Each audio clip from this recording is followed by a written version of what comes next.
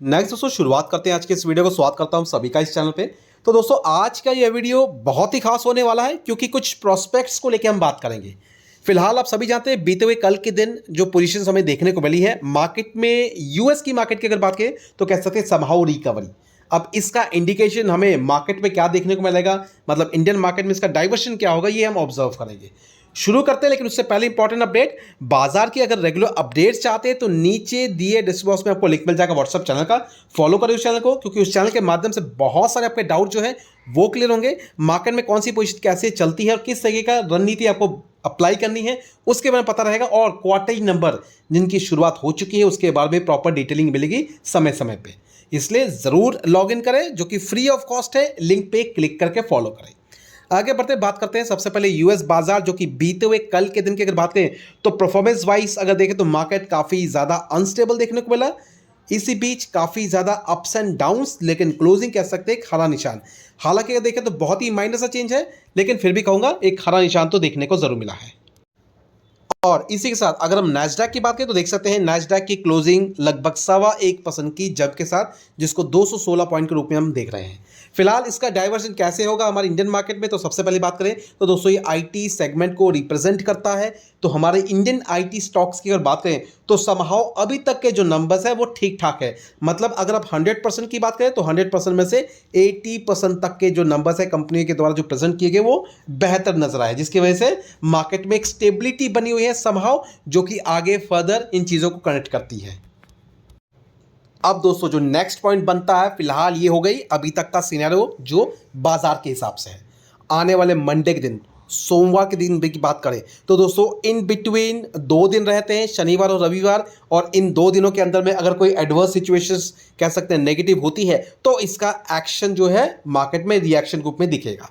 लेकिन समहाउ अगर situation as it is रहती है जैसे अभी है तो इतना कहूँगा दोस्तों, मार्केट के लिए थोड़ा सा स्ट्रगलिंग पॉइंट रह सकता है 24,000 के लेवल को मेंटेन करने के लिए, क्योंकि आप सभी जानते हैं इंडो पाक टेंशन जो क्रिएट हुई है, जो कि समहाउ एक तरीके का नेगेटिव इम्पैक्ट डाल सकती है मार्केट पे।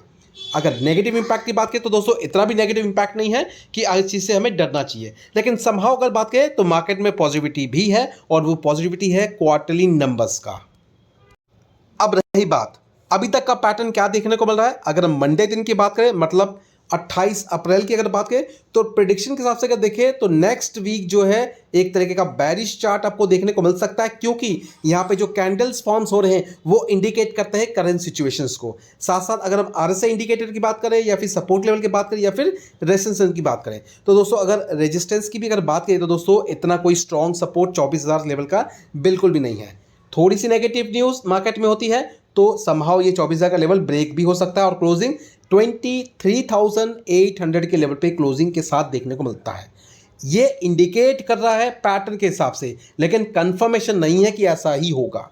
सिर्फ सिचुएशन डिपेंड करती है इन 2 दिनों के अंदर में, अगर कोई नेगेटिव फॉर्म बाजार में देखने को मिले तो ये सारी बातें सिद्ध हो सकती हैं।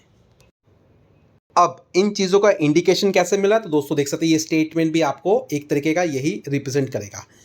23,800 का लेवल जो कि समहाउ एक तरीके का सपोर्ट बनाता नजर आ रहा है, लेकिन ये तभी होगा अगर मार्केट इस 24,000 के लेवल को क्रैक करके नीचे की तरफ अगर अपनी क्लोजिंग देता है तो।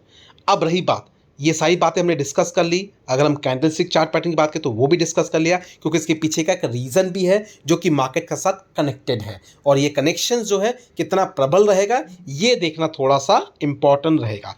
रही बात, इतनी चीज़ें हमने देख ली, अब एक्चुअल में केस क्या बनता है ये सबसे बड़ा कंसर्न पॉइंट है।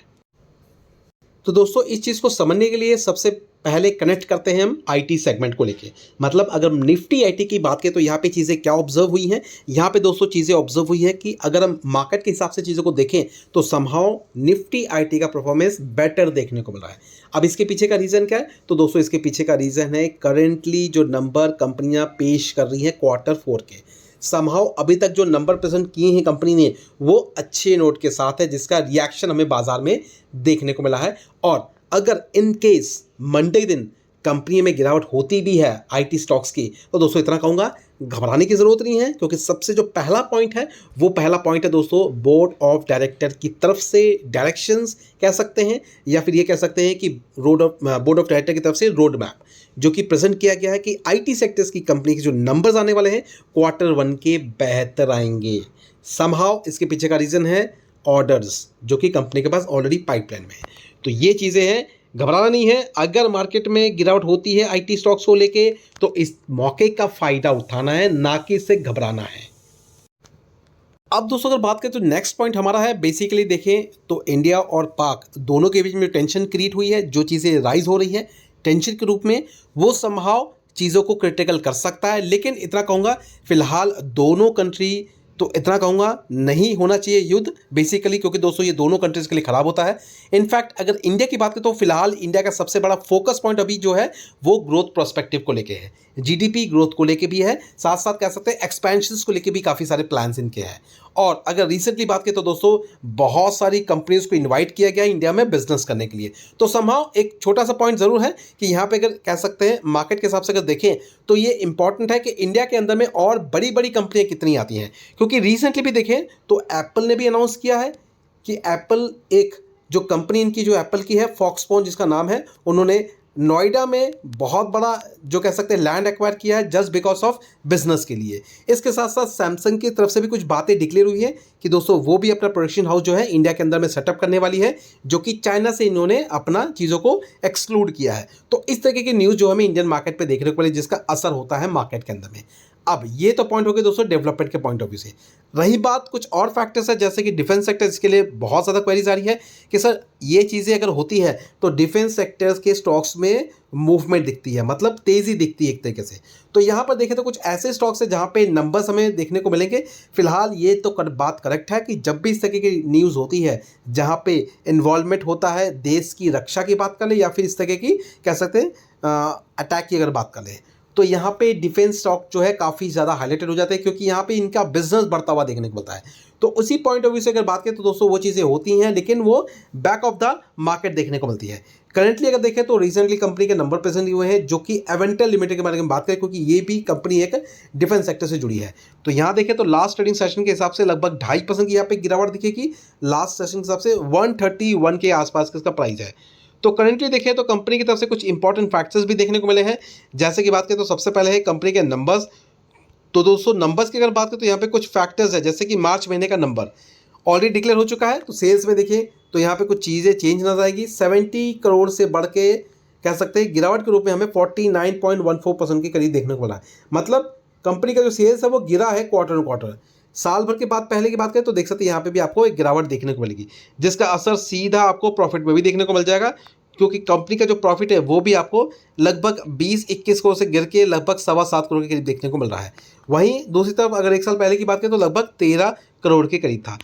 फिलहाल यहाँ देखें तो नंबर्स के हिसाब से चीज़ें इतनी ज़्यादा कुछ अच्छी नज़र नहीं आ रही है। जिनके पास भी होल्डिंग है, अगर हम एवेंटल की बात करें तो इस बात का ध्यान रखना है, फ्रेश एंट्री अभी अवॉइड करनी है। किसी तरीके के स्टॉक्स को अभी एवेंटल के रूप में ऐड नहीं करना, ना ही एवेंटल हो गया, ना ही अगर हम बात करें तो कह सकते हैं अदर पोजीशन जैसे कि अपोलो माइक्रो, वो भी एक डिफेंस से ही जुड़ी है। लेकिन यहाँ पे समहाउ जो लास्ट सेशन के हिसाब से पोजीशन अगर हम देखें तो कुछ ऐसे स्टॉक्स भी हैं, जैसे कि दोस्तों देख सकते हैं ये शेयर्स, नाम है गार्डन रीच। यहाँ अगर देखें तो कह सकते हैं लास्ट सेशन में लगभग 6-6.5% के आसपास की गिरावट, जिसको कैलकुलेट करें तो लगभग 16 के आसपास का लेवल है। अब रही बात क्या यहाँ पे कुछ नेगेटिव पॉइंट है जो कि ये स्टॉक गिरा है उस दिन, तो दोस्तों उतना कहूँगा लास्ट सेशन के हिसाब से देखें तो एंटायर मार्केट स्मॉल कैप हो या मिड कैप हो या लार्ज कैप हो, उनमें ज़्यादातर आपको प्रॉफिट बुकिंग ही देखने को मिली है। फिर भी कहूँगा कुछ पॉइंट्स अच्छे ज़रूर हैं, क्योंकि अगर कंपनी के बारे में बात करें तो सबसे इंपॉर्टेंट फैक्टर है इस कंपनी के कह सकते हैं एग्जिस्टिंग होल्डर्स। तो अगर एग्जिस्टिंग होल्डर्स की भी अगर बात करें तो यहाँ पे कुछ चीज़ें आपको चेंज नजर आएंगी, जैसे कि अगर एफआईएस और डीएस की होल्डिंग देखें तो एफआईएस की होल्डिंग आपको दिखेगी लगभग 3.85 जो पहले 3.71 था, और डीएस की बात करें तो लगभग 1.90 तो पहले लगभग 1.87 था। तो ये कुछ पॉइंट्स है ध्यान में रखना है प्रॉपर स्टडी करने के लिए। अदर स्टॉक्स की बात करें जैसे कि जीआईसी की बात कर ले, या फिर कह सकते हैं और अदर स्टॉक्स जैसे एचएल हो गया या फिर कोचिंग शिपयार्ड हो गया, मैज़गा हो गया, तो इनके बारे में इतना कहूँगा अभी एग्जिट करने की ज़रूरत नहीं है। एक बार नंबर आ जाए, नंबर्स अगर पॉजिटिव वे में होते हैं तो इसको कंटिन्यू करेंगे। अगर यहाँ पे कुछ गड़बड़ होती है नंबर को लेके तो हम स्टॉक्स में एग्जिट भी करेंगे। तो रणनीति मेरे मुझको लगता है कि आपके सामने सारी चीज़ें क्लियर रख दी गई हैं। फिलहाल एवेंटर को लेकर बात करें तो अभी किसी की बाइंग मुझे लगता नहीं करनी चाहिए। आगे के प्रोस्पेक्ट्स आपको उस हिसाब से डिसाइड करने की कंपनी में करना क्या है। लेकिन फर्दर अगर प्रॉपर डिटेलिंग चाहते हैं तो नीचे दिए रिस्पॉन्स में हमारा लिंक दिया है व्हाट्सएप चैनल का, तो उसको फॉलो कर सकते हैं। वहाँ पे सारी बातें सटीक मिलती हैं आपको। साथ साथ हमारा एक व्हाट्सएप ग्रुप के साथ साथ एक चैनल भी है जो कि ऐप में है, तो आप चाहे तो हमारे ऐप वाले चैनल को भी डाउनलोड करके उसके फर्दर प्रोसेस को फॉलो कर सकते हैं। तो वहाँ से बहुत सारी चीज़ें आपको एक ज्ञान के रूप में मिलेगा और पता चलेगा कि कंपनी को किस लेवल पे क्या क्या चीज़ें करनी है। तो ये इंपॉर्टेंट फैक्टर्स जो चाहे तो आप चीज़ें को कंसिडर कर सकते हैं। तो फिलहाल अभी क्या करते हैं, वीडियो को वाइंड अप करते हैं। मिलते हैं अपने नेक्स्ट वीडियो में। Thank you and bye bye.